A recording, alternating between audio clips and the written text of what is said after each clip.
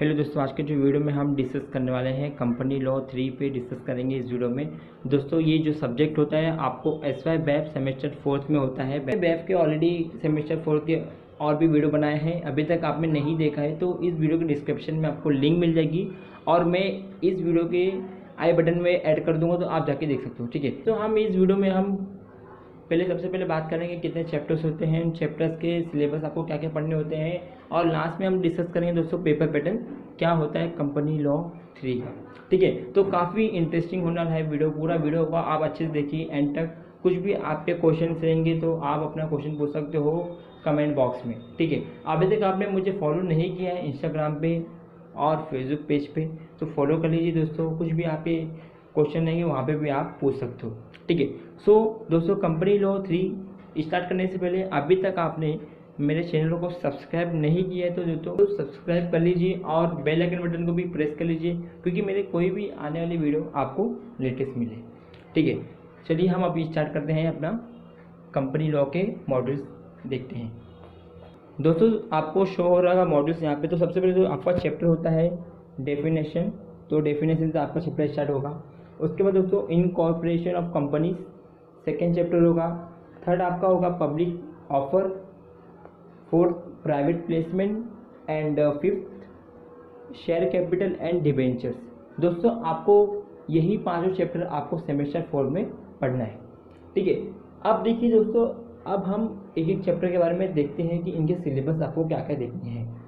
ठीक है, अब डेफिनेशन से स्टार्ट करें दोस्तों हम लोग। दोस्तों डेफिनेशन जो यहाँ पे आपको शो हो रहा होगा कि आपको सेक्शन 2, उसके बाद आपको दोस्तों क्लोज सब सेक्शन 2 में अकाउंटिंग स्टैंडर्ड, आपने अकाउंटिंग स्टैंडर्ड ऑलरेडी पढ़ा है, फाइनेंशियल अकाउंटिंग में आपने पढ़ा, तो यहाँ पे आपको पढ़ना नहीं है। बट क्या देखिए यहाँ पे जितने भी आपको डिपॉजिट दिख रहे हैं इसमें से कभी कभी 5 मार्क्स से क्वेश्चन आ जाते हैं आपके एग्जाम में, 5 to 7 मार्क्स के क्वेश्चन पूछ लेते हैं।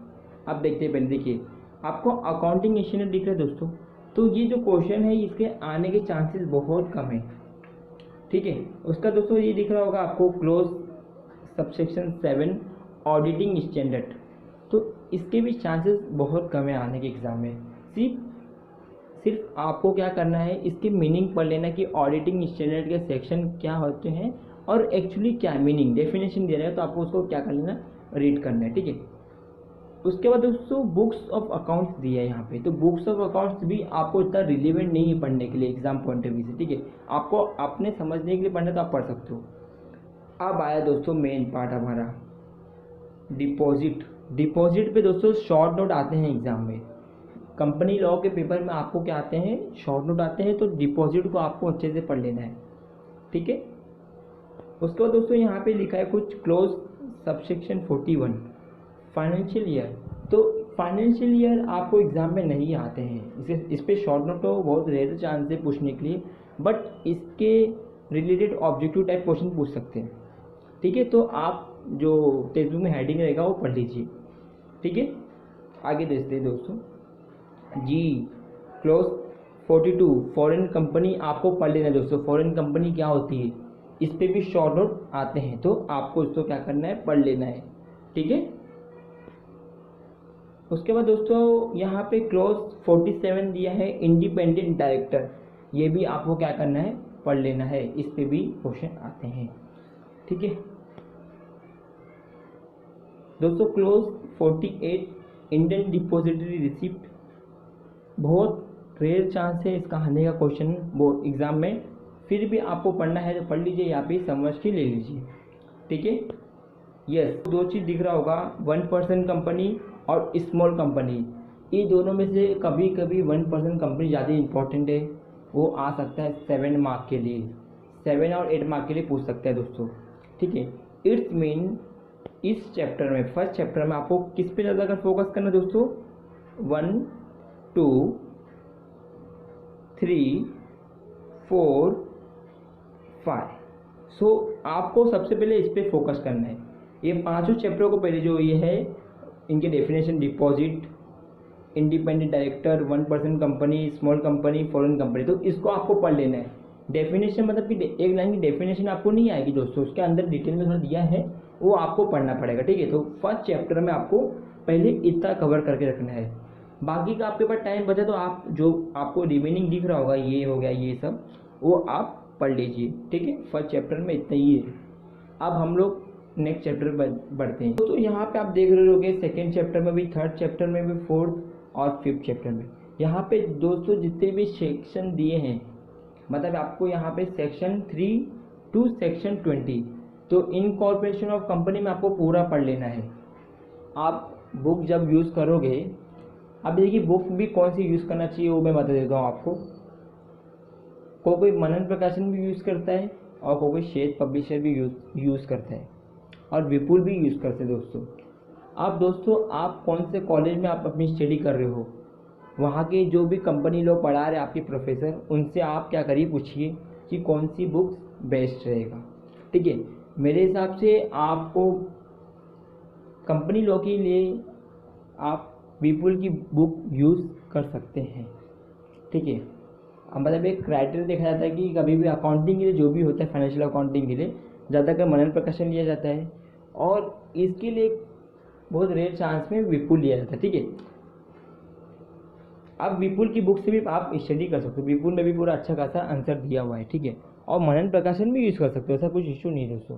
जैसे आपके कॉलेज में प्रोफेसर बोलते हैं आप वैसा करिए, ठीक है। सो इनकॉर्पोरेशन ऑफ कंपनी पूरा बताया जाएगा कि कब क्या फॉर्मेशन ऑफ कंपनी क्या है, मेमोरेंडम एसोसिएशन क्या होता है, आर्टिकल ऑफ एसोसिएशन क्या होता है, उनके कितने क्लोज होते हैं, ठीक है। वो पूरा आपको डिटेल में बताया जाएगा दोस्तों, ठीक है। सेकेंड चैप्टर में ये होगा। थर्ड चैप्टर दोस्तों होगा आपका पब्लिक ऑडिट। तो यहाँ पे आपको सेक्शन नंबर 23 से लेके 39 तक आपको क्या करना है, पढ़ लेना है, ठीक है। तो देखिए ये जो सेक्शन है वो मतलब आपके सिलेबस में आपको इनमें से ही पेपर में आने वाले हैं सब क्वेश्चन, ठीक है। तो 20 पढ़ लेना है। आपको कुछ भी ऐसा कुछ डाउट्स लग रहा है इन पाँचों में से कुछ पूछना होगा तो आप क्वेश्चन पूछ सकते हो कमेंट बॉक्स में, ठीक है। थर्ड चैप्टर में इतना ही था दोस्तों। फोर्थ चैप्टर में आपका आता है प्राइवेट प्लेसमेंट।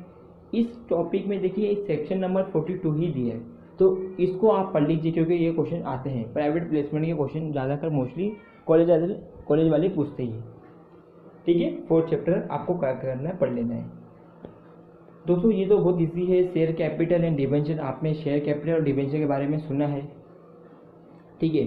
तो वही सब आपको यहाँ पे थोड़ा रिलेवेंट है। चैप्टर जो फिफ्थ चैप्टर है काफ़ी आपको हेल्प करेगा मार्क्स स्कोरिंग करने में।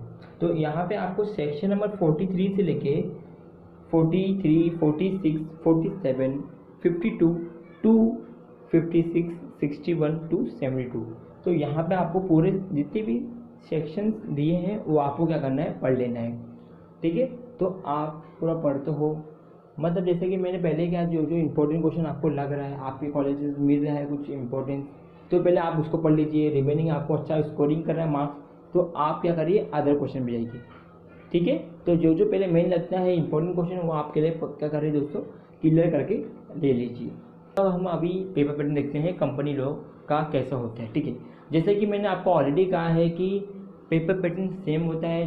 जो मेरे चैनल को अभी तक फॉलो करते आ रहा है, अभी वो मेरी सारी वीडियो देखता है, तो उनको पता होगा कि पेपर पैटर्न अभी तक क्या होता है बैच का, ठीक है।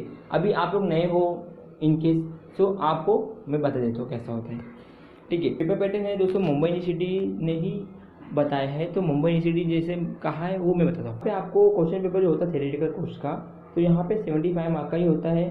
जैसे कि आपको पता है, अभी तक हो पता चल ही गया होगा, 75 मार्क का ही होता है। रिमेनिंग 25 मार्क आपका इंटरनल एग्जाम होता है, ठीक है।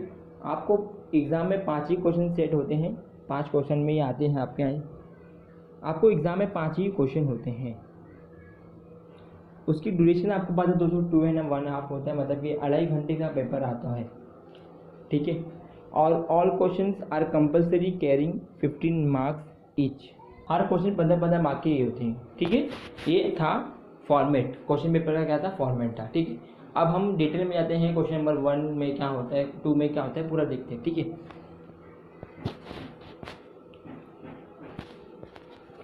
दोस्तों यहाँ पे जो आपको दिख रहा होगा question number 1 objective type question होता है, 15 मार्क के लिए होता है। तो ये 15 मार्क आपको इजीली स्कोर कर सकते हो।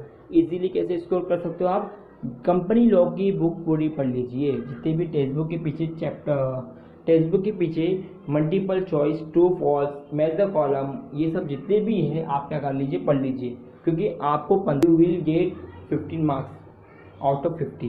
दोस्तों इसके लिए आपको ज़्यादा मेहनत भी नहीं करना है और आप ऐसा सोच के मत जाइए कि आप किसी के भरोसे जा रहे हो, ठीक है। तो ऑब्जेक्टिव के टाइम आप अपने भरोसे पे जाइए, आप दूसरे पे डिपेंड मत रहिए दोस्तों, क्या पता वो आप पे डिपेंड हो, ठीक है। तो क्योंकि इसमें आपको 1 मार्क्स मिलता है दोस्तों, एक रॉन्ग हुआ तो 1 रॉन्ग हो जाएगा। इसलिए आपको मैं हमेशा कहता हूँ कि ऑब्जेक्टिव अच्छे से पूरा टेक्स्ट बुक को अच्छे से पढ़ लीजिए, क्योंकि आपके 15 मार्क्स जो है 15 मार्क्स आप सिक्योर कर लोगे, ठीक है। आगे बढ़ते दोस्तों।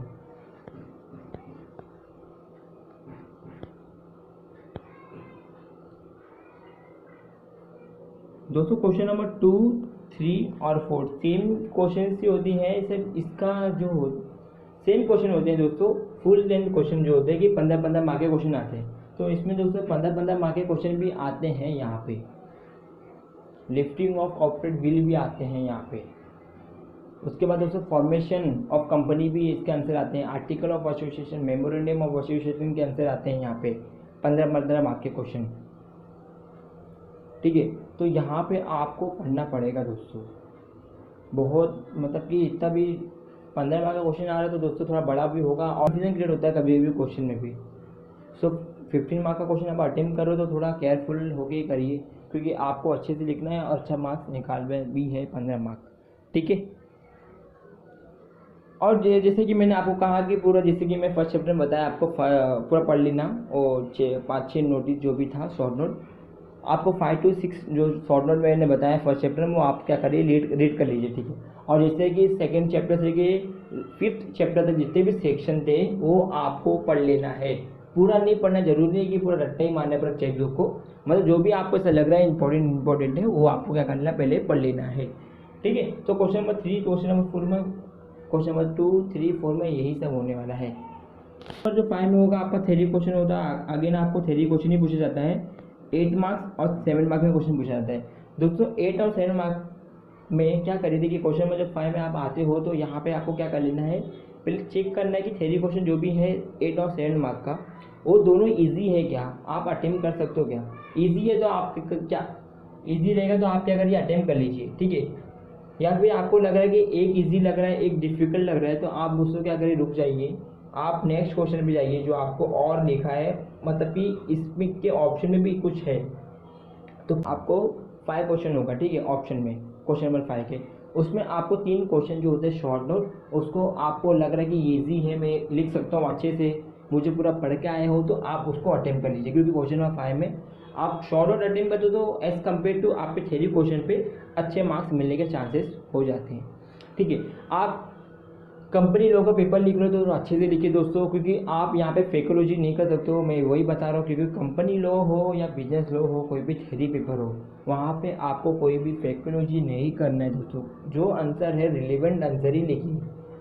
आप ऐसा करोगे सेक्शन 42 आपने टेस्ट में पढ़ा, आप वहाँ पे सेक्शन 52 लिख के आए तो रॉन्ग हो जाएगा, ठीक है। तो पूरा आपको सेक्शन नहीं याद आ रहा है, एग्जाम्पल के तौर पे आपको सेक्शन नहीं भी याद है तो आप नहीं लिखोगे चलेगा, कुछ इशू नहीं है, कंपल्सरी नहीं कि आपको सेक्शन याद करके रखना है वो पेपर में लिखना है, कुछ इशू नहीं लिखोगे चलेगा, बट रॉन्ग मत लिख के आना, ये भी मैं आपको बता देता हूँ, ठीक है दोस्तों यहाँ पे कुछ लिखा है, theory question of 15 marks may be divided into 2 सब क्वेश्चन 7, 8 एंड 10, 5, ठीक है। जो भी क्वेश्चन होगा दोस्तों 7, 8 मार्क में भी आ सकता है, कभी कभी 15 मार्क के क्वेश्चन, और वो जो 15 मार्क के क्वेश्चन कभी कभी 10 और 5 मार्क्स में भी पूछ सकते हैं, ठीक है। तो कन्फ्यूज मत होना कि हम लोग ने तो 15 मार्क की एक्सपेक्टेशन किया था कि 15 मार्क का आएगा, बट यहाँ पे 7 और 8 मार्क के क्वेश्चन आ गए दोस्तों, तो इसलिए कन्फ्यूज मत होना, ठीक है।